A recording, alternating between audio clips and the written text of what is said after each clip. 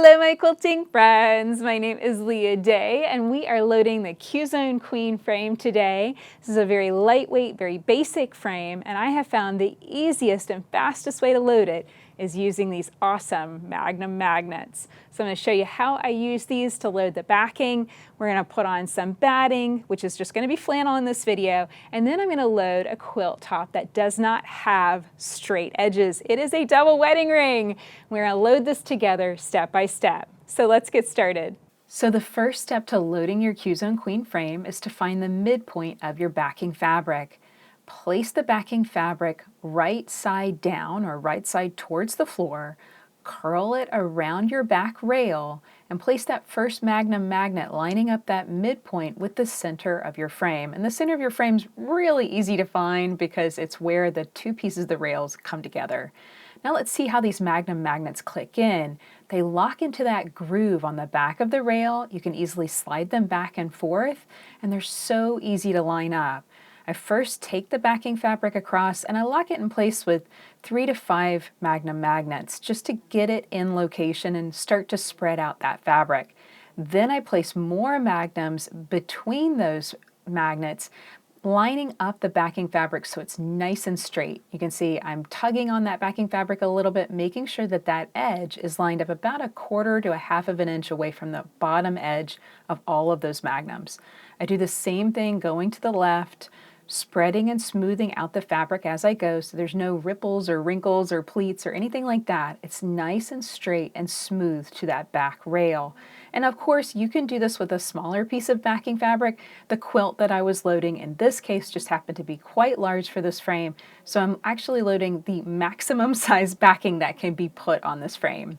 To do the opposite rail, you're going to do the same thing. Find the midpoint, line that up with the center point of the rail, and then spread and smooth it out, lining up and placing another magnet to the far right of the rail. You can see that just generally gets the fabric in the right location, and then all you have to do is pop off the magnet, place it over the backing fabric, spread and smooth it out, and I'm spacing these magnets about 3 to 4 fingers widths apart. And the most important thing here is just making sure that you're not stretching the backing fabric too much.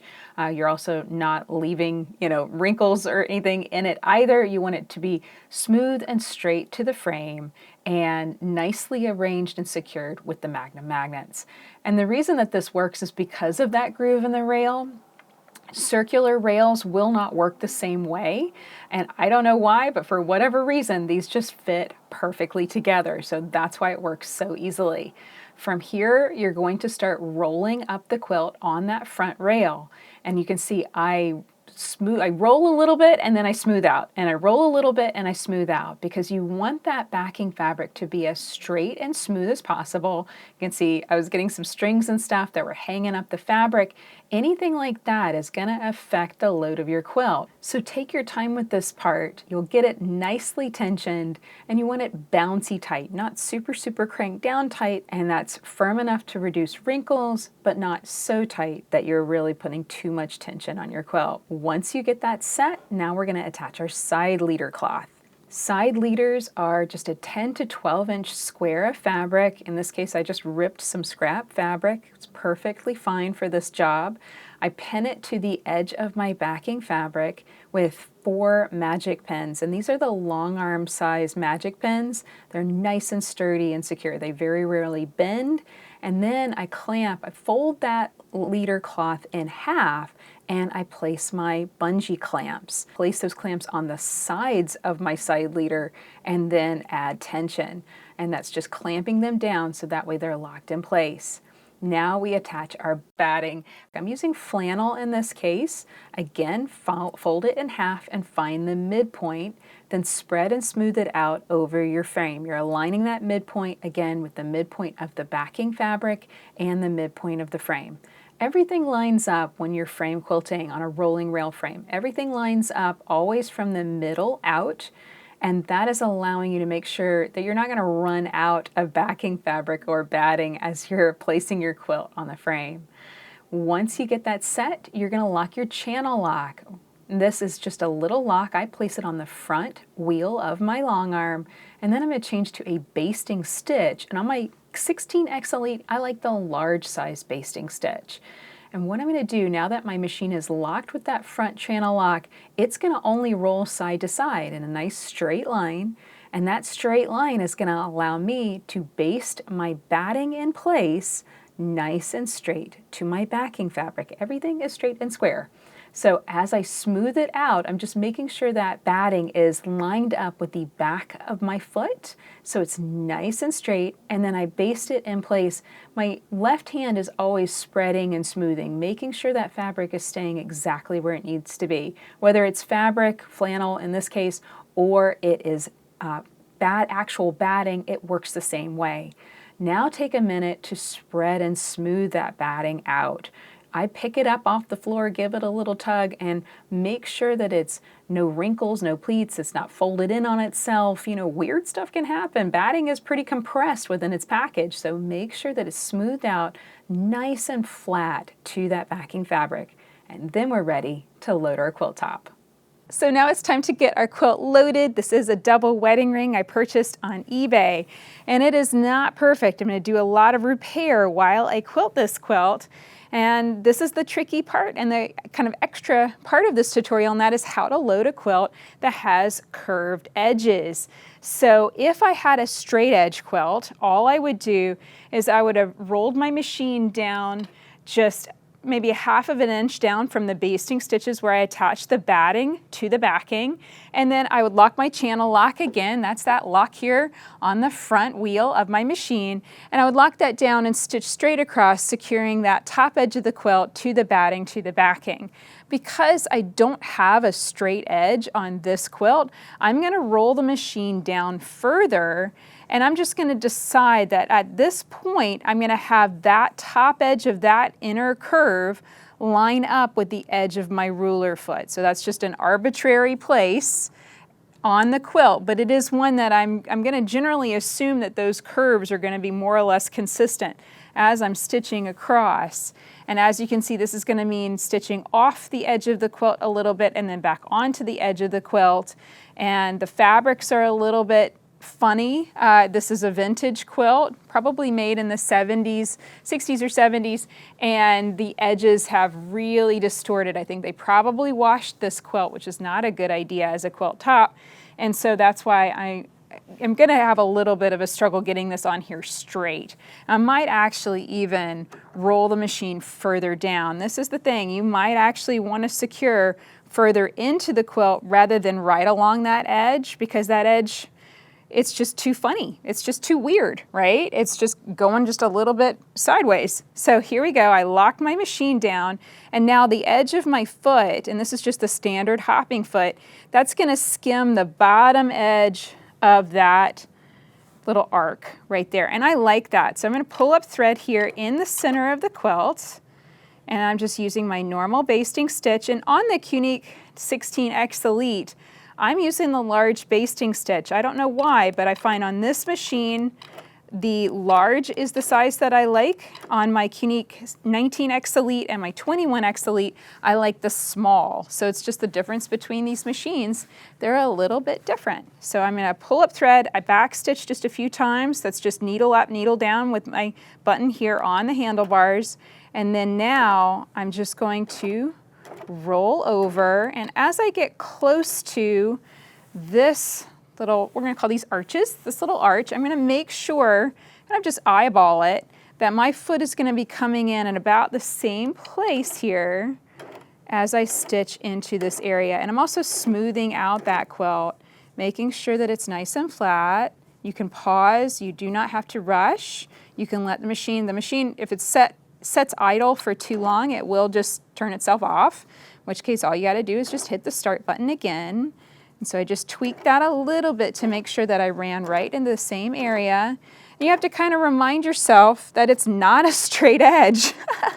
And I frequently will forget that and try and start tweaking the whole thing and getting the whole thing, you know, straight with the line of my foot, and I don't want to do that. I only want that bottom, pretty much just that bottom little piece in that arc to line up with my foot. And this piece is really winging out. I might take my steamer and do some steaming on this quilt because it's pretty distorted. And it's okay if it's not perfectly straight too. This one obviously didn't come in too straight there. That's all right. I am pretty happy with that. And so from here, I'm gonna needle up and needle down. That's just this button here on my machine. Needle up, needle down a few times. And now I'm gonna stitch back across. I'm gonna lift my channel lock up. You might go underneath the frame if you need to, underneath your quilt. My hand's right there. Or you can go over, if you can reach it, over the back rail. All right, so now I'm just gonna smooth this out. And what's nice is I only have to work on this little section at a time, and I can also kind of spot some repairs that need to go on. You know, as I'm quilting this, I'm gonna take some yellow solid fabric and just lay it over the quilt and just do the repair directly on the frame. It is absolutely cheating. A quilt historian would probably have my head, but you know, I got this quilt on eBay. I aim to finish it and enjoy using it on my bed. It doesn't have to be perfectly preserved in order to do that. I feel like it just needs to get finished so that way it can be used and enjoyed.